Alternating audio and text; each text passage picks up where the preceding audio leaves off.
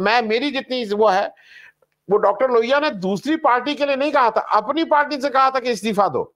Doctor Lohia ने कोई कांग्रेस से इस्तीफा नहीं मांगा था। मैं उस नैतिकता की बात कर रहा हूं। आपको भाजपा का एक व्यक्ति ऐसा मिलेगा जिसकी हिम्मत हो आज ये कहने की तुमने गलत काम किया? यहां मैं एक व्यक्ति की बात कर रहा हूं। पूरी भाजपा जो कितनी स्टेट में, पूरे विश्व में की सबसे बड़ी पार्टी में एक व्यक्ति ऐसा नहीं जो खड़ा होकर कहे। धर्मराज महापात्रा जी, आपको ये कहीं ना कहीं ये लगता है कि जो हमारा बेसिक लोकतंत्र है उसमें अगर ये कहने की भी हिम्मत नहीं है, और ये सारा जो कल हुआ उस पर थोड़ा आज हम लोग छोटा ही रखेंगे अपने वक्तव्य, क्योंकि धर्मराज महापात्रा साहब, मैं पहली बात तो जो है अभी आदरणीय राजकुमार जी ने, उसके बाद पहले जो है डॉक्टर पाठक जी ने जो बातें रखी है, मैं उससे इत्तेफाक रखता हूं बहुत सारे विषयों पर, इसलिए मैं किन्हीं चीजों को दोहराना नहीं चाहूँ। मैं केवल 3 बातें रखना चाहता हूँ। पहली बात यह है कि इन बच्चों को के ऊपर किसी किस्म का यूएपीए नहीं लगना चाहिए, बिल्कुल नहीं लगना चाहिए। और उसकी पृष्ठभूमि के बारे में जो भी बातें यहाँ रखी गई हैं, मैं बिल्कुल उससे इत्तेफाक रखता हूँ। दूसरी जो महत्वपूर्ण बात है कि इस पूरी चर्चा में एक बात ये जो आनी चाहिए कि आखिरकार हमारे देश के अंदर, हमारी जनतंत्र में, हमारे लोकतांत्रिक प्रक्रिया के अंदर, अगर हमारी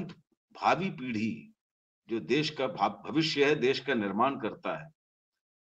मैं समझता हूं कि इसको इस नजरिए से भी देखना चाहिए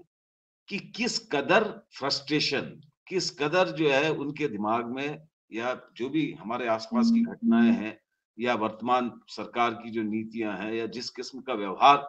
हो रहा है देश की नौजवान पीढ़ी के साथ, क्योंकि ये इसलिए महत्वपूर्ण है कि हम दुनिया के स्तर पर ऐसे देश के रूप में जाने जाते हैं जिसकी एक बड़ी आबादी युवाओं की आबादी है। भारत आपकी आज जो सबसे बड़ी विशिष्टता है दुनिया के बाजार में, और जिसके आधार पर हम ये जो क्लेम कर रहे हैं कि हम जो है बहुत जल्दी दुनिया की तीसरी बड़ी अर्थव्यवस्था बन जाएंगे, 4 ट्रिलियन 5 ट्रिलियन इकोनॉमी, और ये सारी, उसका सबसे बड़ा कारण है कि विश्व की सबसे युवा आबादी वाला देश है भारत। और जिस भारत के अंदर विश्व की सबसे युवा आबादी वाला भारत है, उसी भारत के अंदर बेरोजगारी की दर पिछले 45 साल में सबसे अधिक, यानी 8% से भी अधिक। उसी भारत के अंदर ये जिसका जिक्र हमारे राजकुमार जी कर रहे थे कि एक बच्ची है जिसके पास सारी डिग्रियां हैं, या ये इन बच्चों की पृष्ठभूमि के बारे में ये कोई हमने ये जानकारी साझा नहीं की, जो जानकारियां हमारे सामने आई है वो इस बात की ओर इंगित करता है कि किस कदर फ्रस्ट्रेशन है कि अगर उनकी सुनी नहीं जाएगी, अगर उनको कोई अवसर ही नहीं मिलेगा अपनी बात रखने का, तो मैं समझता हूं कि अगर इस बिंदु को एड्रेस नहीं किया गया, और आज की ये जो मौजूदा हकीकत है हमारे देश की, ये युवा आबादी के अंदर इस किस्म का जो तनाव है वो अलग अलग रूप में परिलक्षित और प्रतिफलित दोनों हो रहा है। उसके लिए आप कानूनी उपाय जो भी कर लीजिए, लेकिन कोटा में जो है इतना बड़ा बाजार बन गया, बाजारवाद ने जो अंधी दौड़ पैदा की, इतना बड़ा बाजार बन गया कोचिंग सेंटर्स का, और बच्चे किस कदर तनाव में हैं कि आप तमाम नियंत्रण लगाने के बावजूद उनको आत्महत्या से रोक नहीं पा रहे। वही स्थिति आप बैंगलोर में चले जाइए, जिसे जो है नेक्स्ट टू सिलिकॉन वैली कहा जा रहा है, वहां की स्थितियों के भी अगर आप अध्ययन करेंगे उससे भिन्न नहीं है। वही स्थिति हैदराबाद की, वही पुणे की है। तो ये एक महत्वपूर्ण बात है, और देश की तमाम प्रगतिशील जनवादी जनतांत्रिक ताकतों को इस बारे में गंभीरता से मंथन करना होगा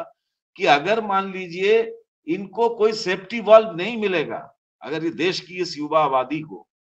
उनके अंदर जो फ्रस्ट्रेशन पैदा हो रहा है वो किस रूप में रिफ्लेक्ट होगा इस पूरी प्रक्रिया में उनको अगर टेररिस्ट बनाकर अगर आप इस तरीके से उनके साथ आचरण और व्यवहार करोगे, तो मैं समझता हूं कि वो देश के युवा आबादी को एक नए रास्ते पर आप ढकेलने के लिए प्रेरित कर रहे हैं, जिनका हमें मुकाबला करने की आवश्यकता। तीसरी जो महत्वपूर्ण बात है, उन्होंने जो भी किया, जो रास्ता अख्तियार किया, मैं उससे इत्तेफाक नहीं रखता, लेकिन सबसे महत्वपूर्ण बात यह भी है कि अगर आपने जिस नए पार्लियामेंट को जिस रूप में प्रोजेक्ट किया और ये कहा, जबकि हम समझते हैं कि उसकी कोई आवश्यकता नहीं, आज भी हमारी जो पुरानी संसद है उस संसद से अलग एक नया संसद बनाने की जरूरत नहीं थी, वो भी 20,000 करोड़ रुपए की राशि खर्च करके, ऐसे समय में जब देश के लोग ऑक्सीजन नहीं मिलने से कोरोना की संकट का सामना कर रहे हैं। लेकिन आपने कहा इसकी जरूरत, और बड़ी भव्यता से आपने जो है उसका उद्घाटन किया। अब हमें ये मालूम है उसका कारण क्या था, क्योंकि देश की आजादी के आंदोलन के साथ चूंकि आपका कोई रिश्ता नहीं रहा, तो आजादी आंदोलन के जितने भी आइकॉन है वो डिस्ट्रॉय किए बिना और उसकी जगह कोई नया खड़ा किए बिना आप जो है अपने आप को सुपीरियर प्रतिस्थापित नहीं कर सकते, या आपकी जो पिछली भूमिकाएं हैं उसको ढांकने के लिए आप जो है नया आधार तैयार नहीं कर सकते। और यही कारण था पुरानी इमारत के जरिए आपको नई इमारत चाहिए थी, आपने बनाया। लेकिन जिस तामझाम के साथ आपने उसका इनॉग्रेशन किया, बड़े दावे आपने किए,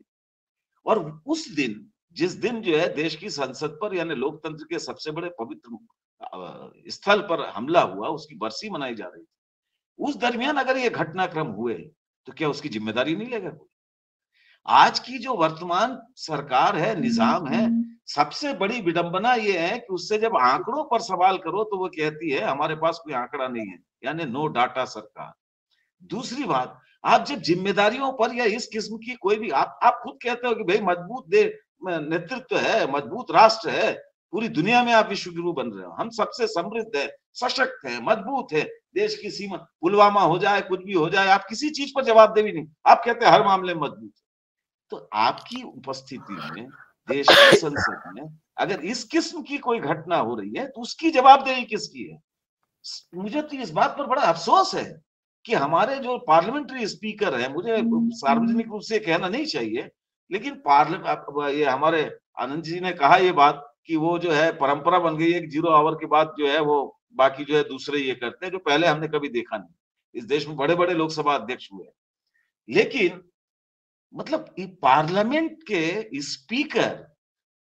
इतनी बड़ी घटना हो जाने के बाद वो सर्टिफाई कर रहे हैं, अरे भाई भाई कोई गड़बड़ी करने की जरूरत नहीं है, चिंता करने की जरूरत नहीं है, और वो तो बकायदा क्लीन सर्टिफिकेट दे रहे हैं। भाई इसकी पार्लियामेंट की सुरक्षा की जिम्मेदारी सरकार की नहीं है, इसलिए government is not answerable eight all. वो ये भी कह रहे हैं इसकी सुरक्षा की जिम्मेदारी दिल्ली पुलिस की नहीं है, इसलिए जो है Delhi police is not answerable to at all. वो ये भी कह रहे हैं इसकी जिम्मेदारी सचिवालय की है, संसदीय सचिवालय की है, और हमने देख लिया, धुआं देख लिया, कोई रिस्क की बात नहीं है, कोई ये नहीं हुआ है, घटना दुर्भाग्यजनक है, लेकिन किसी को चिंता करने की जरूरत। ये क्या है? माने कोई अकाउंटेबिलिटी नहीं है। और आप जिन बच्चों ने जो है कोई बड़ी ये बात नहीं की, लेकिन आप उन पर यूएपी लगा रहे हैं। आप पार्लियामेंट के अंदर इतनी बड़ी घटना हो गई, चूक हो गई, आप बोल रहे हैं दिल्ली पुलिस जांच कर रही है, अब दूसरी इन्वेस्टिगेशन एजेंसी जांच कर रही है, कोई किसी की जवाबदारी लेने के लिए तैयार नहीं। होम मिनिस्टर पार्लियामेंट के अंदर बयान देने के लिए तैयार नहीं, प्राइम मिनिस्टर या देश की सरकार इस मामले में कोई बयान देने के लिए तैयार नहीं। और एक जो है लीडर है जो हाउस का, पीयूष गोयल, वो प्रस्ताव पेश कर रहे हैं और डेरेक ओब्रायन को आप बाहर कर दे रहे हैं। आप 14 जो है मुख्य विपक्षी पार्टी के सांसदों को बाहर कर दे रहे, आप 15 सांसदों को बाहर कर दे रहे, 28 से ज्यादा सांसदों ने इस पर चर्चा करने के लिए रिटर्न नोटिस दिया है पार्लियामेंट में, आप उसकी बात नहीं सुनोगे। मतलब देश की सबसे बड़ी संसद के अंदर इस किस्म की घटना हुई, इस घटना के क्या लेप्सेस है उस पर ही पार्लियामेंट में आप चर्चा नहीं करोगे, बल्कि उस पर जो चर्चा के लिए आपको सवाल उठाएगा आप उन सारे एमपीज को बाहर कर दोगे।